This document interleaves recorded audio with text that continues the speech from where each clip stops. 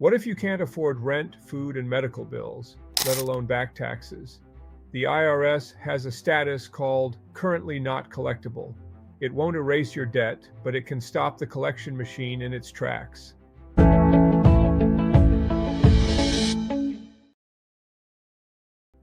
I'm Peter Salinger, former IRS agent. I've placed hundreds of taxpayers into CNC status from inside the IRS. I know exactly how to qualify and how long it can last. What CNC is, CNC means the IRS agrees you can't pay right now. They stop active collection. No garnishments, no levies. But interest and penalties keep growing, and the debt is still there.